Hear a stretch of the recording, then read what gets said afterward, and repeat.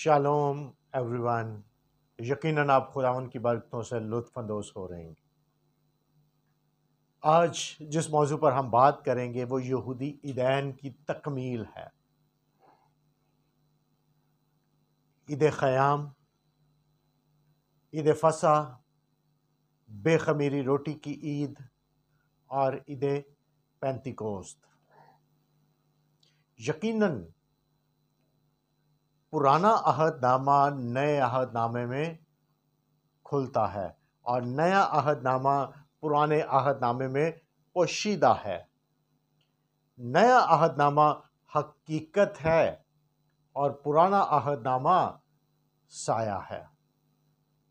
آج ہم اس سائے کی حقیقت کو دیکھیں گے۔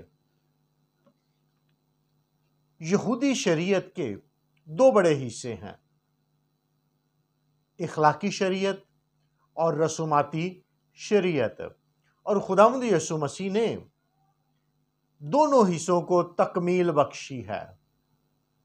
اور مقدس متی رسول کی پاک انجیل 5ویں باب کی آیت نمبر 17 میں خداوند یسوع نے فرمایا، میں توریت اور نبیوں کے صحیفوں کو منسوخ کرنے نہیں بلکہ پورا کرنے آیا ہوں، تکمیل بخشنے آیا ہوں، انجام دینے آیا ہوں۔ وہ کمیاں جو رہ گئی تھی میں انہیں پورا کرنے کے لیے آیا ہوں۔ تو ہم بات کریں گے کہ خداوند یسوع مسیح نے نہ صرف یہودی شریعت کے اخلاقی اور رسوماتی بلکہ یہودی تعلیمات کو بھی اور زیادہ اونچائی بخشی، اور زیادہ گہرائی بخشی، اور زیادہ چوڑائی بخشی ہے۔ اس نے رسوماتی شریعت کو بھی پورا کیا۔ وہ کاہن یعنی افضل سردار کاہن بھی بن گیا اور برہ بھی بن گیا۔ تو ہم بات کرتے ہیں عید خیام۔ عید خیام بنی اسرائیل کے بیابان میں خیموں میں گزارے ہوئے وقت کی طرف ہے، جو 40 برس تک انہوں نے جھونپڑیوں میں، خیموں میں عارضی سکونت اختیار کی تھی۔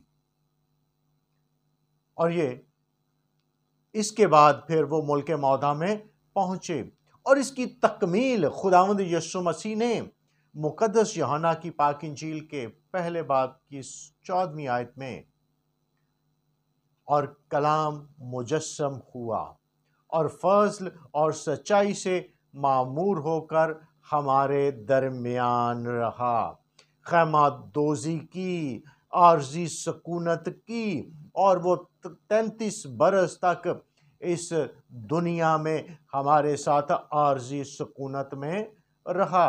اور پھر خیمے کا بدن گرا دیا گیا، وہ مر گیا اور جی اٹھا، اور اب عبدالآباد زندہ ہے اور باپ کے پاس ہمارے لیے جگہ تیار کر رہا ہے، تاکہ ہمارا بھی خیمے کا بدن جب گرا دیا جائے گا تو ہم بھی اس کے ساتھ اس کے پاس ابدی سکونت میں ہوں گے، ابدی آرام میں ہوں گے، کیونکہ اس نے کہا جہاں میں ہوں وہاں تم بھی ہوگے۔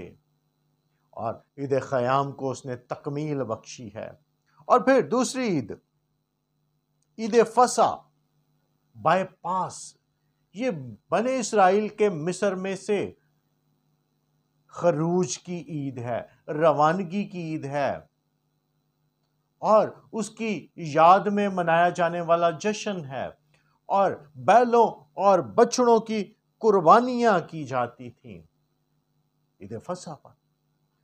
اور مقدس پالوس رسول اپنے پہلے خط جو کرنتھس کی کلیسیا کے نام لکھا گیا 5ویں باب کی آیت نمبر 7 میں، کہ خداوند یسوع ہمارے لیے آسمانی برہ جو ہے وہ قربان ہوا ہے، ہمارا بھی خداوند قربان ہوا ہے، اس نے قربانی دی ہے، ہمارا بھی فصح یعنی مسیح قربان ہوا ہے، اور اس نے ایک ہی بار جان دے کر ہمیں بیلوں اور بچڑوں کی قربانی سے آزاد کیا ہے، اور ہم عید فصح بالکل اس طرح نہیں مناتے جس طرح یہودی مناتے تھے۔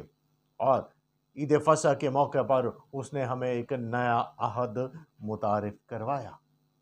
اس نے روٹی لی، شکر کر کے توڑی، شاگردوں کو دی کہ میری یادگیری میں اسی طرح کیا کرنا۔ کھانے کے بعد اس نے پیالہ لیا، میری یادگیری میں اسی طرح سے کیا کرنا۔ ایک نیا عہد متعارف کروایا، اس کو عید فصح کو تکمیل بخشی ہے۔ پھر عید بے خمیری روٹی کی عید، خمیر کرپشن اور گناہ کو ظاہر کرتا ہے، اور یہ عید فصح کے بالکل ساتھ جڑی ہے کہ 6 دن تک بے خمیری روٹی کھانا۔ انہیں بے خمیری روٹی کا حکم دیا گیا تھا کہ تمہارے اندر سے خمیر کو دور کیا جائے، کہ خمیر کرپشن کو ظاہر کرتا ہے، گناہ کو ظاہر کرتا ہے۔ خمیر گناہ کی علامت ہے، اور خداوند یسوع مسیح نے مقدس یوحنا کی انجیل کے 8ویں باب میں فرمایا، تم میں کون ہے جو مجھ میں گناہ ثابت کرتا ہے؟ وہ بے گناہ بے خمیری روٹی جو آسمان سے اتری ہے، وہ دنیا کو زندگی بخشتی ہے۔ اور اس نے کہا، زندگی کی روٹی میں ہوں، جو مجھے کھائے گا وہ کبھی نہ مرے گا۔ تمہارے باپ دادا نے بیابان میں من کھایا اور سب مر گئے، جو مجھے کھائے گا وہ کبھی نہ مرے گا۔ بے خمیری اور روٹی کی عید تکمیل بخشی۔ اور پھر اس نے عید پینتیکوست کو، جو پہلے پھلوں کی عید،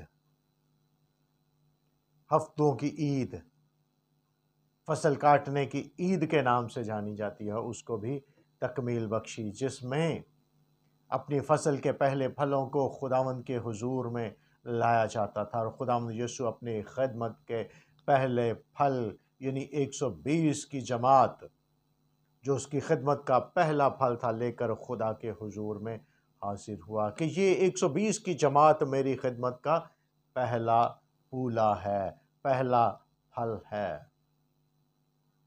تو یقیناً عیدین کی تکمیل خداوند یسوع مسیح میں ہے۔ ہم بالکل اس طرح سے نہیں مناتے جس طرح سے یہودی عیدین مناتے تھے۔ تو پھر ہم کیوں کہیں کہ ہم عید فصح منا رہے ہیں، ہم عید پینتیکوست منا رہے ہیں؟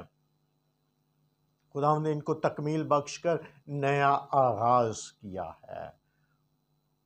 اور عید پینتیکوست جو ہے، یہ یوئیل نبی کی معرفت کی گئی پیش گوئی کی تکمیل ہے، اس کو انجام بخشا ہے۔ خداوند یسوع مسیح نے اپنے ان وعدوں کو جو مقدس یوحنا کی انجیل کے 14ویں 15ویں باب میں کیا ہے، اعمال کی کتاب کے پہلے باب میں کیا ہے، ان کو تکمیل بخشی ہے۔ اور خداوند فضل بخشے کہ ہم اس سچائی پر قائم رہیں۔ خداوند آپ کو برکت دے، اور ہم نئے آغاز میں شامل ہو چکے ہیں، نئے عہد میں شامل ہیں، ہم عہد کے فرزند ہیں۔